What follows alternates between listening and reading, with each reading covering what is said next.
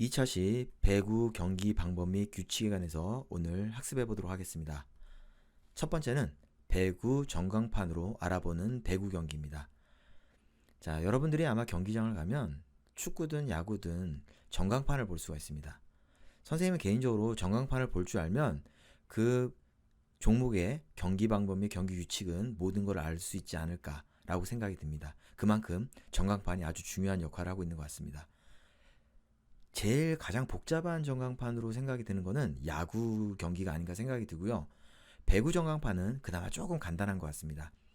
자, 여기 보시면 여러분들이 여기 숫자로 0대 0이라고 나와 있습니다. 요거는 지금 상황은 0대 0, 즉 캡코가 0점, 삼성화재가 0점이라는 얘기고요. 그 0대 0 사이에 3이라는 숫자가 있습니다. 그거는 세트입니다. 세트. 지금 현재 3세트가 진행 중이라는 뜻입니다.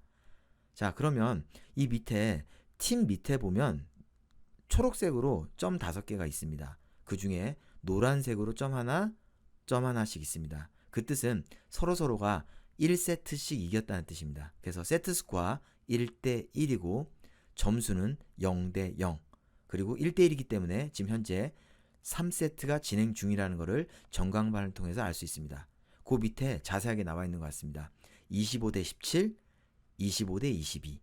자, 그러면 딱 눈치가 빠른 친구들은 1세트의 점수는 25점 경기구나라는 걸 알 수 있습니다. 그래서 1세트, 2세트, 3세트, 4세트 세트별로 25점씩 경기를 하고요. 마지막 5세트는 15점만 경기를 합니다. 그래서 15점을 먼저 따면 경기가 끝나는 거 되겠습니다. 그래서 한번 전광판으로 여러분들 배구를 한번 알아봤고요. 자, 두 번째는 배구 경기장을 통해서 배구 경기를 알아보도록 하겠습니다. 자, 이제 배구 경기장이고요. 여기 보시면 빨간 색깔 유니폼과 검정 색깔 유니폼을 볼 수가 있습니다. 자, 총 인원이 몇 명인가 봤더니 팀당 6명의 경기를 하고 있습니다. 그러면 배구는 팀당 6명씩 경기를 한다라고 생각하시면 될 것 같고요. 근데 여기 보니까 빨간색 팀에는 흰 색깔 유니폼이 있는 선수가 있고요. 검정 색깔에는 빨간색 유니폼을 입고 있는 선수가 있습니다. 자, 그러면 이 색깔 다른 유니폼 입은 선수는 뭐냐면 리베로라 그럽니다. 어떤 학생들은 물어보면 주장이라 그러는데요. 아니, 주장이 아니라 리베로입니다. 리베로가 뭐냐면 수비 전문 요원입니다. 소위 말하면 다른 선수들은 공격을 할 수 있지만 이 선수들은 공격을 못합니다. 그리고 블로킹이라고 있는데요. 블로킹도 못하고요. 주장도 할 수가 없습니다. 그래서 리베로는 주장이 아니라는 것. 수비만 할 수 있는 선수입니다. 자, 그리고 코트를 보면 코트와 코트 사이에 네트가 있습니다. 절대 이 배구 경기를 봤을 때는 신체 접촉이 없다라는 것을 알 수 있을 것 같고요. 이 공이 상대방 코트에 떨어지면 1점을 득점하게 됩니다. 그래서 이 코트 안에 공을 떨어뜨려야지만이 우리 팀에게 유리하게 되겠죠. 이 공을 몇 번 튀기고 상대방에 넘겨야 되면 3번까지 가능합니다. 한 번에 넘겨도 되고요. 2번에 넘겨도 되고요. 3번에 넘겨도 상관이 없습니다. 그리고 이 네트 사이에 코트를 보면 3분의 1 지점에 흰 색깔 선이 나와 있습니다. 어택 라인이라고 하는데요. 이 어택 라인을 기준으로 네트 사이에 있는 선수를 전위라 그러고요. 그리고 네트 어택 라인에서 뒤에 있는 위치를 후위라고 합니다. 그래서 전위와 후위로 나눠질 수가 있습니다. 그리고 코트에서 가장 맨 위치에 있는 검정 색깔 심판이죠. 주심이라 그러고요. 반대편을 부심. 그리고 라인을 보는 끝선에 있는 분이 4명이 있습니다. 그걸 선심이라 그럽니다. 그러면 이 배구 경기장을 통해서 어느 정도 6명 정도 하구나. 그리고 신체 접촉 없이 이 공을 상대방 코트에서 떨어뜨리면 이기는구나. 그리고 주심과 부심과 선심이 몇 명씩 있구나. 이런 것들을 여러분들이 아마 경기장을 통해서 확인할 수 있었던 것 같습니다. 자, 다음은 배구 경기 방법을 조금 더 구체적으로 알아보도록 하겠습니다. 다시 한번 언급하자면 배구는 두 팀이 네트 사이를 두고 상대편 코트 안으로 공을 떨어뜨려 승부를 겨루는 경기입니다. 자, 경기 인원 아까 말씀드렸죠. 몇 명이죠? 예, 6명으로 구성돼서 두 팀이 경기한다는 것. 교체 선수는 6명의 교체 선수와 한 세트에 6회까지 교체할 수 있으며 동시에 여러 명도 가능합니다. 한 세트에 6명씩 6회를 할 수 있습니다. 자, 경기 시간은 한 세트에 25점. 그리고 마지막 세트는 15점입니다. 15점. 근데 중등부 같은 경우는 아직 어리기 때문에 3세트 경기만 합니다. 그래서 3판 2선승제라 그래서요. 3판 중에 3세트 중에 2세트를 먼저 승리하면 이기는 경기고요. 고등부 이상은 5세트 중 3선승제입니다. 그래서 5판 3선승제라고 하죠. 그래서 5세트 중에 3세트를 이기면 승리하게 됩니다. 자, 코트 변경이 있습니다. 1세트에 경기가 끝났으면 2세트가 넘어갈 때는 코트를 서로 바꿔서 경기를 합니다. 공평하기 위해서요. 자, 그런데 2대2가 되고 마지막 5세트 경기가 될 때는요. 변경된 상태에서 경기를 하다가 한 팀이 A팀이든 B팀이든 8점을 먼저 얻으면 교대를 하게 됩니다. 그건 5세트인 경우입니다. 자, 그리고 듀스가 있습니다. 듀스. 이 듀스는 여러분들 아마 1차시 때 이 듀스 경기를 아마 지겹도록 보셨을 것 같아요. 왜냐면 15점에 끝나야 되는데 아마 25대 23으로 끝났나? 아마 그랬을 것 같은데요. 예, 즉 무슨 말이냐면 1세트부터 4세트까지 매치 포인트인 상황 25점이면 24점이겠죠. 24대 24일 경우를 듀스라 그러고요. 15점인 경우에는 14대 14일 경우에는 듀스라 그럽니다. 이 듀스가 되면 먼저 2점을 연속해서 이기는 팀이 승리를 하게 됩니다. 즉 24대 24일 경우에는 26대 24. 그러면 예를 들어서 25대 24면 게임이 끝났을까요? 안 끝났죠? 네, 1점 차이기 때문에 어느 팀이든 1점을 더 얻어야 됩니다. 그럼 26대 24. 이런 식으로 경기를 진행해야 될 것 같습니다. 다음은 배구 경기 규칙 중 반칙에 대해서 알아보도록 하겠습니다. 자, 첫 번째 더블 컨택이 있습니다. 더블 컨택. 공을 한 번에 연속 2번 접촉한 경우를 더블 컨택이라고 합니다. 자, 이런 경우는 거의 없는데요. 공을 받다가 손에도 맞았는데 갑자기 가슴에도 맞았어요. 한 선수가 2번 연속 접촉을 한 경우가 되죠. 이걸 바로 더블 컨택이라고 합니다. 보통 이런 경우는 없고요. 어려운 공을 세터가 토스를 할 때, 스파이크를 해주기 위해서 토스를 할 때 손에 동시에, 두 손에 동시에 닿아야 되는데 한 손과 오른손과 왼손이 약간 어긋나서 약간 동시에 닿는 기분이 아닐 때 그걸 바로 더블 컨택이라고 하는 경우가 많습니다. 자, 그러면 경기 중 더블 컨택이 어떤 경우에 벌어지는지 한번 영상을 통해서 확인해 보도록 하겠습니다. 톱시야! 자, 바운드 시키면서 김명경 2단으로 김규영의 연타. 이재영 다시 뒤에서 지금은 완벽하게 볼 밑에 들어가지 않고 무리해서 라이트 쪽으로 연결했기 때문에 더블 컨택이 나오네요. 네. 자, 이 팽팽한 흐름일 때 또 더블 컨택에 의해서 이대영 세터. 디그 성공. 네. 이재은 캐치볼 범실. 더블 컨택이 정말 중요한 순간 결정적인 상황에 나왔습니다.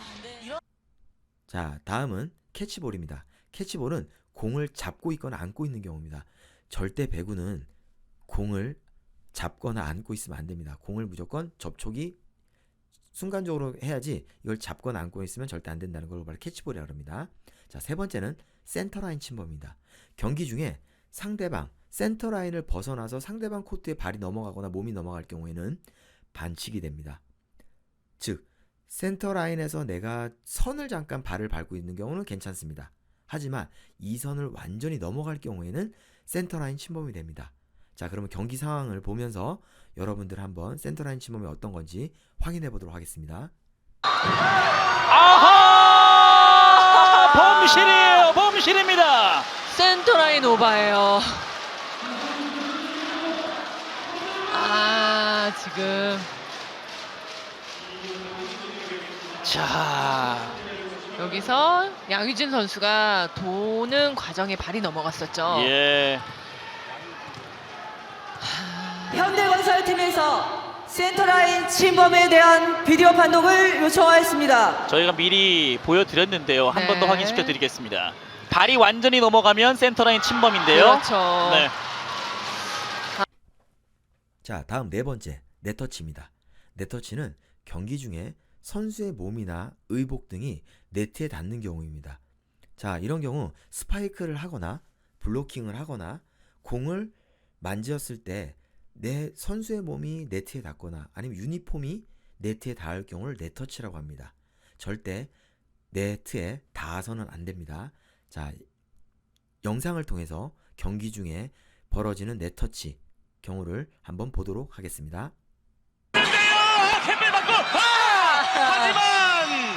네, 한 표정이었는데 지금 뭐 얼굴로 네터치가 됐습니다. 자, 다음은 오버넷입니다.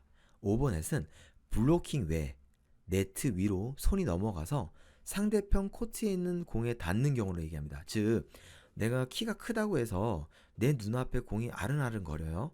근데 이 공이 상대방 편에 있는 거예요. 근데 이 공을 내가 살짝 쳤어요. 그럴 경우는 반칙이 됩니다. 절대 상대편의 코트에 있는 공은 만져서도 안 됩니다. 그런 경우를 바로 오버넷이라고 합니다. 자, 그럼 경기 중에 오버네트 반칙 장면을 영상을 통해서 확인해 보도록 하겠습니다. 짧게 떨어집니다. 길었어. 넘어갔어요. 오버넷 범실이었습니다. 자, 지금 계속해서 악수를 두고 있는 오키오 저축은행인데요. 자, 리시브가 안 되니까 전체적으로 다 무너지고 있죠. 예.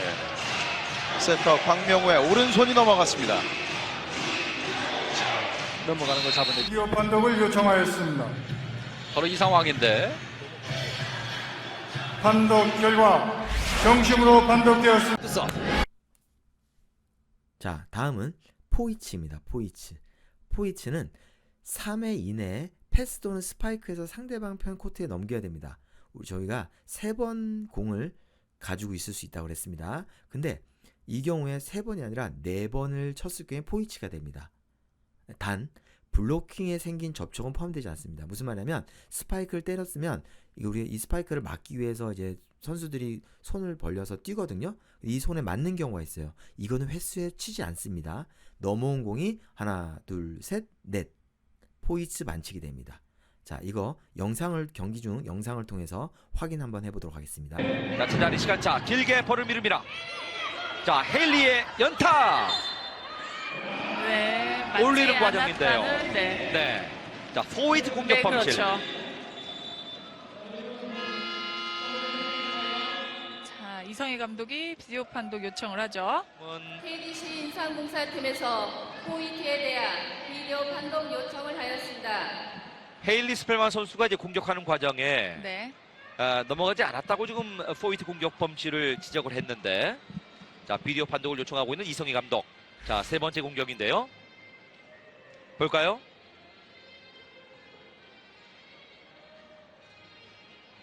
지금 헤일리 선수는 김세영 선수의 손에 닿았다고 지금 네, 이야기를 이야기하는 하고 있는 거고요. 거고요. 네. 이번 공격이 손에 닿았는지 닿지 않았는지. 닿지 않았다면 이제 포인트가 되는 거고요. 그렇죠. 닿았다면은 터치가 된 겁니다. 굉장히 신중하게 판독을 하고 있죠. 네. 판독 시간이 길어지고 있습니다. 초반에 7대 4이기 때문에 인삼공사가 지금 득점이 나온다면은 판독 결과 50으로 판독되었습니다. 네, 네. 김세영의 손에 닿았다는 이야기고요. 그렇죠. 사실은 김세영 선수가 뒤로 돌아서면서 약간 본인이 닿았다는 그런 느낌을 아, 네. 이야기를 했어요. 그러면 이제 리플레이가 네, 되는 거죠. 그렇죠. 리플레이가 되는. 자, 마지막입니다. 위치 반칙. 모든 선수는 서브를 넣을 때 항상 자신의 위치를 정확히 있어야 됩니다. 자기 위치에 있지 않고 움직이거나 이동을 하면 반칙이 됩니다. 그걸 위치 반칙이라고 그러죠. 자, 무슨 말이냐면 아까 선생님 전위가 있고 후위가 있다 그랬죠. 전위가 있고 후위가 있는데 서브를 할 때에는 전위에 있는 선수들은 전위에 있어야 되고요. 후위에 있는 선수는 후위에 있어야 됩니다. 그런데 전위에 있는 선수보다 후위에 있는 선수가 앞으로 와 있다. 그럴 경우에는 위치 반칙이 됩니다. 그러나 서브를 넣고 나서는 그 다음부터는 공을 받고 나서부터는 아무데나 있어도 상관이 없습니다. 예, 서브를 넣을 때는 자신의 정확한 위치에 있어야 됩니다. 자, 이거 경기 중 영상을 통해서 확인해 보도록 하겠습니다. 송명근 다시 포지션 폴트. 이번 3세트에만 3번째 포지션 폴트가 나오고 있는 B코트의 한국전력입니다. 자, 최성건 부심이 김진만 선수와 신으뜸